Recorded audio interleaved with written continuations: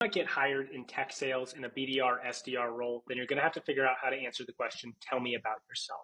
It's asked in every single tech sales interview with these tier one, the very best companies. And if you don't know how to answer it, you're going to get eliminated from the interviewing process. So let me show you what a common tell me about yourself answer looks like, and I'll show you the proper way to answer one. So here's one of our candidates who put together a tell me about yourself answer, and I'm going to edit it in real time. But basically the way you want to start out, tell me about yourself answer, is you want to say, I grew up here. It's not a mainly, I grew up in Ellensburg, Washington, and I went to school here. And so in this case, this guy did not graduate college. But you typically say like, I grew up in Ellensburg, Washington. I went to Washington State University. After university, this was my first job. You know? So he's going to be a little different because he didn't graduate college. So I'm going to say I was raised by a single mom. And so right after school, I started working in construction to contribute to our family. And I'm saying that instead of explicitly saying I was raised by my mom. We faced a lot of adversity, and halfway through school, I decided to get my GED and started working in construction to contribute to our family. That's sort of long, so I'm going to shorten that up. Here he says, I worked in construction jobs in my early 20s, but felt I needed a change. So I got a job at a local AT&T store, and that was my first introduction to sales because I've always been good with technology and making good connections with people. I was always exceeding quotas and quickly moved from a sales representative to a business account manager role within my first year. Instead, I'm going to shorten this up. I'll show you how I'll say this. In that role, I liked construction, but I've always had a passion for tech and people. So I took a sales representative job with AT&T. So we're already starting to paint this picture that he loves technology and sales. We'll say, for tech and sales. So I took a sales representative job with AT&T. In that role, I always exceeded my quota, and I had a lot of fun doing that. And because of that, I got promoted to a business account manager in my first year. Here he says, during my time at AT&T, I learned how to prospect for new business by cold calling. I did 20 cold calls a day, which means each month I was covering my entire town. That's good personality. Although I loved working at AT&T, I always had a passion for anything automotive related. After work every day, I'd go to my garage and work on my own project cars, taught myself how to be a mechanic. A friend of mine had a small repair shop and I needed help. So I worked with him and became a partner in his business. During peak I was expecting twins. I needed to land a job quickly. I landed a technician job. At this time, I came across the University of Washington full software development boot camp. So we're way off track here with all of this. And so what we probably want to do is jump straight to Accesso, where he wore many hats. And so if we look at this person's resume, we can see the AT&T job isn't on there because it's so far back. And then he goes straight to like, he has auto technician, client solution specialist. And then here's where he really shines because he wants to get a sales job. His last role as a senior sales representative with American Income. And so that's the thing that we want to highlight on his resume. And so we need to skip over a lot of this other stuff in between. So because of that, we're going to delete all of this here. And we're going to say, I worked in some other professional roles between AT roles after working in sales at AT&T. But I couldn't get the sales bug out of my system. Recently I had a friend in the life insurance industry and decided I would try my hand at life insurance. I worked in some other professional roles after selling for AT&T, but I couldn't get the sales bug out of my system.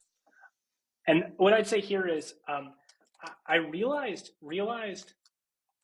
that I want to pursue a professional career, combining my love of tech and sales. Because of that, I knew with the gap on my resume that I'd need to get back into sales before I could jump into a tech sales role. So I've been working in the since I realized that, since I had that realization, I've been working in the life insurance industry I had never worked in a commission-only position, and when I started, it was a brutal awakening. The experience humbled me and forced me to be coachable and take ownership of my performance. I learned how to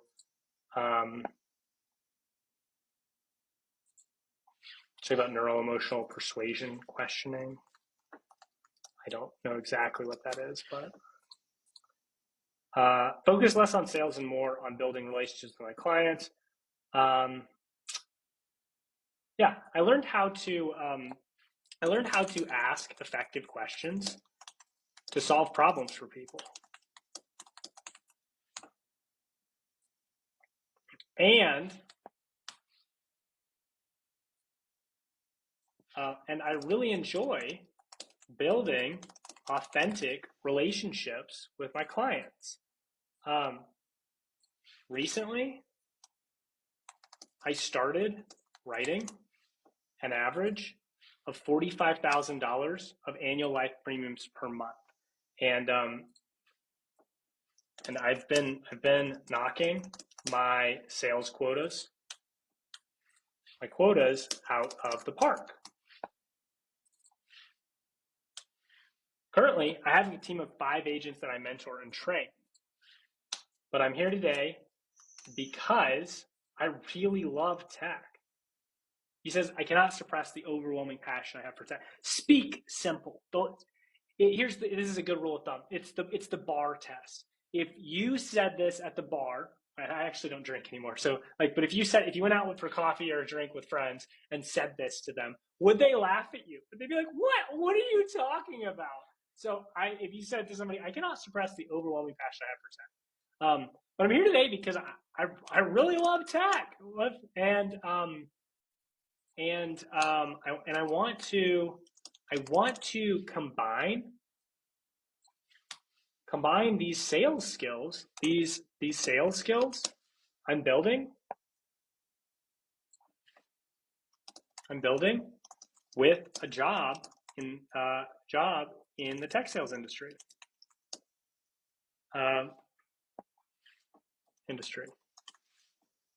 Okay, that is a good. Tell me about yourself. Now look at the length of this and look at the length of this one.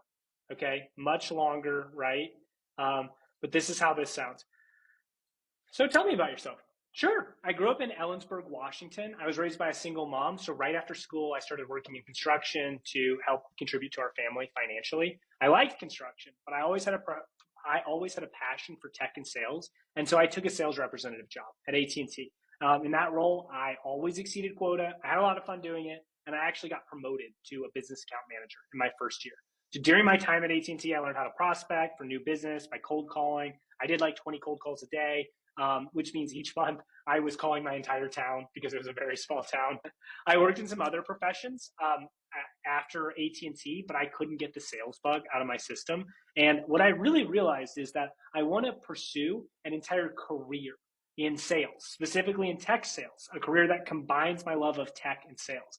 But I knew because of the sales gap on my resume that I needed to get back into sales before I could jump into a tech sales role.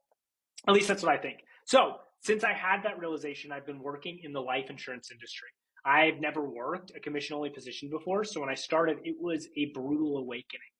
The experience really humbled me, and it forced me to be coachable and take ownership of my own performance. But I learned how to ask effective questions to solve problems for people. And I really enjoy building authentic relationships with my clients. Recently, I actually started to have some success. I started writing an average of $45,000 in annual life premiums per month. So I've been knocking my quotas out of the park. And so all the hard work, all the failure at the beginning is starting to pay off. Currently, I actually have a team of 5 agents that I mentor and train. But I'm here talking with you today because I really love technology. I'm really passionate about it. And I want to combine the skills that I'm building with a job in the tech sales industry. So this is what we help people do at Tech Sales Mentors. We help them get into these tier 1 interviews with the best companies in the world, and then we help them pass through these rounds by fixing their LinkedIn, their resume, doing mocks with them, preparing all their answers, and after they get offers, helping them negotiate the best offer that they can receive. receive. So if you're interested in pursuing a career in tech sales, if you're a recent graduate or you're somebody with quota carrying sales experience, then reach out to us. Book some free time with me in my link tree in my bio. There's a link to book a free meeting with me to see if we might be a good fit for you. And Tech Sales Mentors, we make 90% of our pay only if you accept an offer with a company that you love. And so unlike a boot camp or a certification, our incentives are aligned with yours. We get paid when you see success. And so that alignment means that we offer a product that we actually have skin in the game for you being successful. Let me know in the comments below if you have questions about what I went over here on how to answer. Tell me about yourself in a tech sales interview. Thanks.